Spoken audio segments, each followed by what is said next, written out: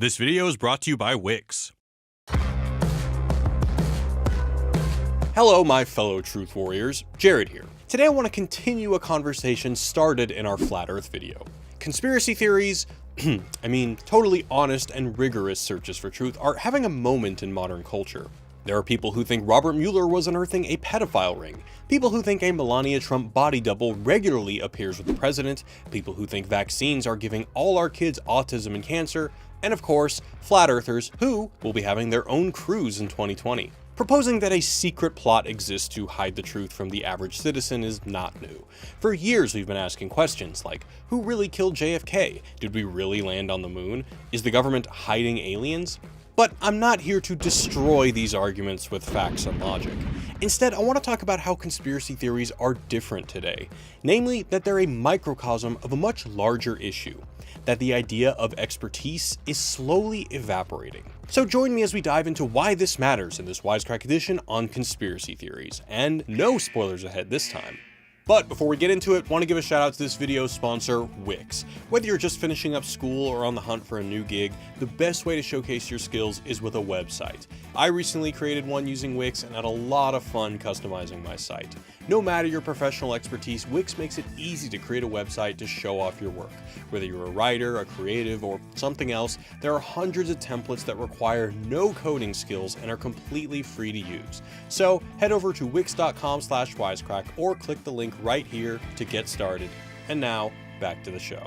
Most conspiracy theories are founded on an extreme distrust of so-called experts. Flat earthers don't trust physicists and NASA, anti-vaxxers don't trust their physicians or the FDA, and QAnon doesn't trust anyone in the deep state unless they happen to be surreptitiously unraveling the truth of Pizzagate or something.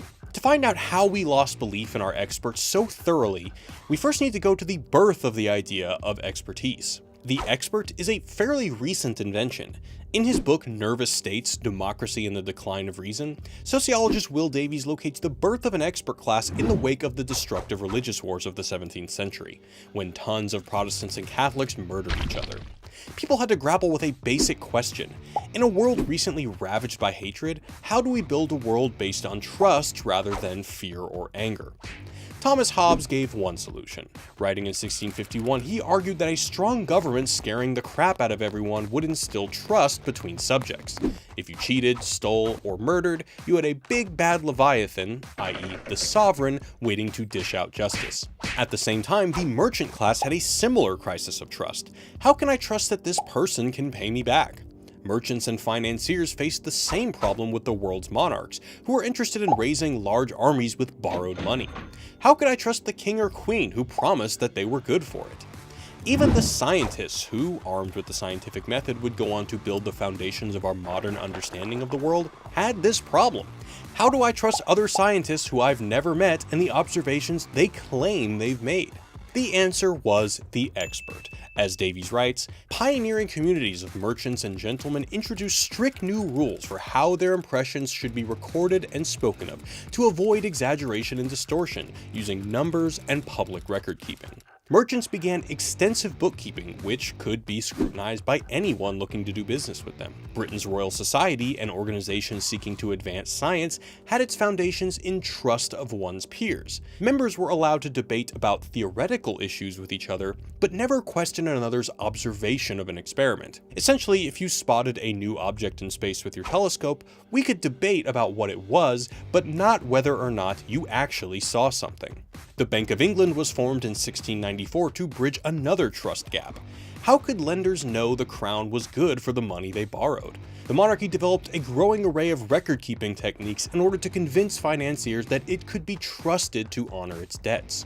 This era also saw the rise of coffee houses and an intellectual culture within them that wielded math to solve modern issues. Numberphile who wanted to look at death rates, birth rates, or the economy, for instance. These coffee houses were also the birthplace of the insurance industry, where expert underwriters could evaluate risk in a transparent and objective manner. While all this may seem like a glaring necessity of civilization, the rise of these experts marked a huge transformation in how society works. As Davies writes, in the 1670s, the suggestion that political questions be settled on the basis of numerical facts was radical. This idea now dominates the modern world, as most aspects of life are dictated by bureaucrats and public policy. But sentiment towards these experts seems to have changed. For anti-vaxxers, medical doctors are blindly handing out vaccines ignorant of their dangerous effects. For flat earthers, basic observations are contested. If, when an astronomer spotted an object in the cosmos during the age of the Royal Society, we might believe them and try to replicate that observation, today there's no room for trust. This basic lack of trust is mirrored in this quote from Patricia Steere in Netflix's Flat Earth documentary. An event like I'll just use Boston bombing again, I'm not going to believe any of those events are real unless I get my leg blown off. This is a common refrain for flat earthers. Only believe what your own eyes tell you. Science just throws math at us, whereas we go and say, hey, by the way, there's Seattle. You can see it right now with your camera. That's it. A picture says 1,000 words. This kind of thinking is an overt rejection of the very idea of expertise. As Davies writes, to trust in science is to trust in the capacity of people to report and record things in an adequate fashion. We're willing to take their word for it, rather than constantly refer back to the thing itself. This rejection marks a shift in conspiracy theories.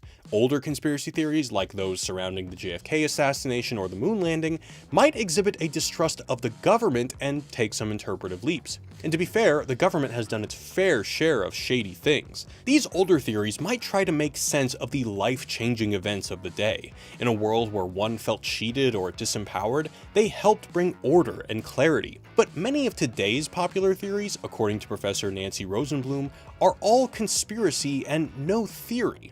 The purpose of conspiracy theories is no longer to explain reality or offer some account of the world. Instead, the point is to erode trust in public figures or institutions. There's perhaps no better example of this than Flat Earth, who, unlike other conspiracy theories, only offers the flimsiest of motivations for why a governing body would lie about the shape of the Earth. So when it comes to science, think of it this way. If you have 450 years of them showing you it's a globe, how much is that worth to them to keep it?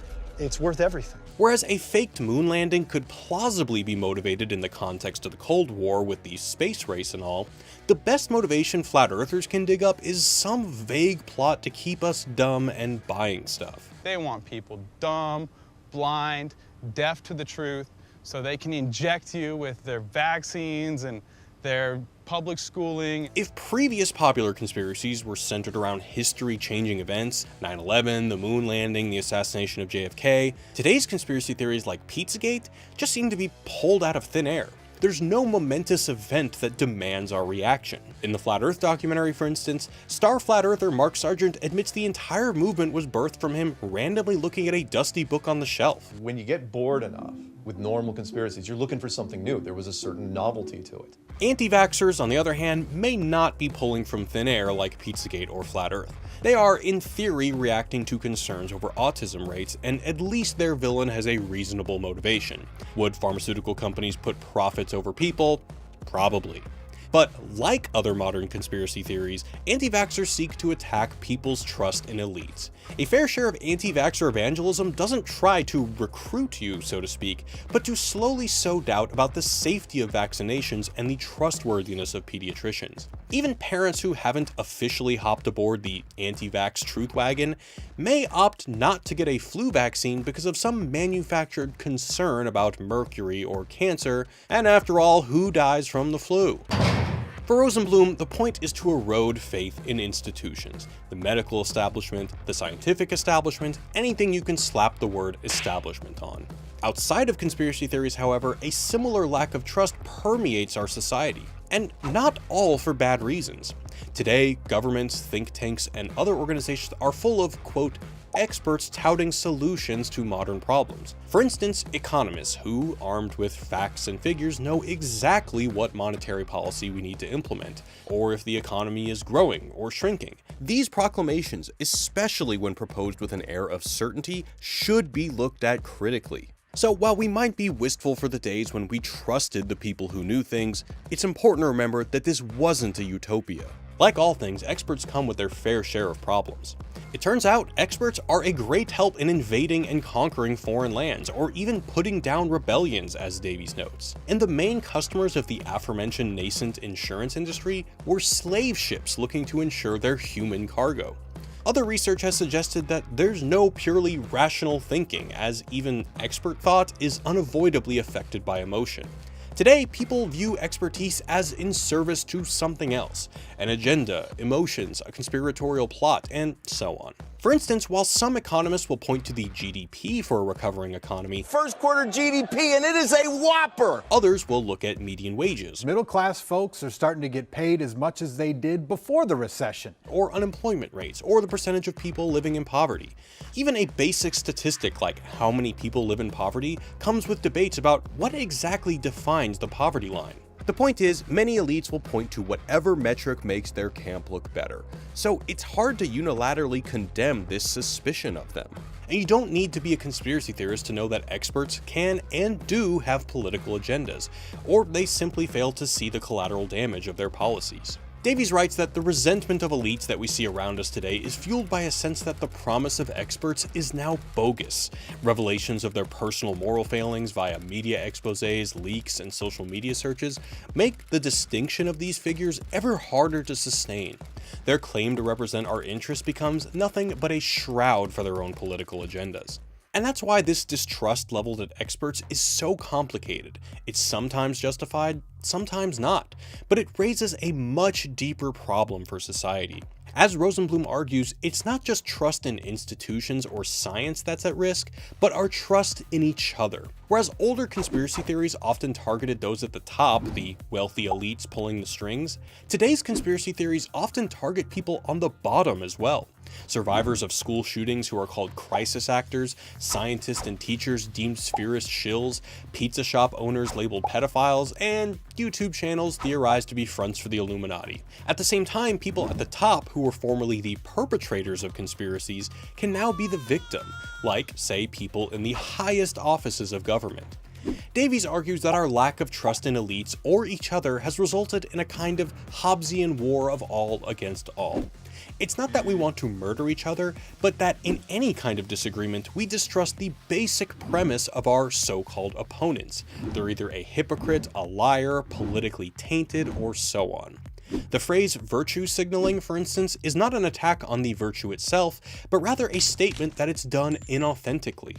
Similarly, arguments have become a place to win this so-called war rather than to seek truth. The internet has become not a place to advance knowledge, but a place to go to see people destroyed or dunked on in the game of truth. And it's this gamification of truth that is particularly worrisome. Beyond the internet, we see tons of knowledge produced for think tanks, lobbyists, or advocacy groups.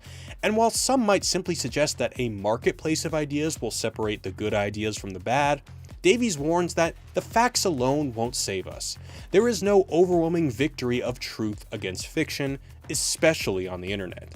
While some platforms have recently cracked down on conspiracy theory content, paranoia and fear are still incredibly shareable. We could also ask if fake news and post-truth are more symptoms of arguments accelerating to the point where only superficial judgments are possible, as Davies writes. Instead, he suggests we defend slowness, the ability to restrain our impulse toward reactivity and commit ourselves to thoughtfulness. So what do you think, Wisecrack? How can we continue to build a society based on trust while still promoting healthy skepticism and criticism? Or do we truly live in a post-truth society? Thanks to all our patrons who support the channel and our podcast. Don't forget to hit that subscribe button and be sure to check out Wix at wix.com/wisecrack to build your own website for free. And as always, thanks for watching, guys. Peace.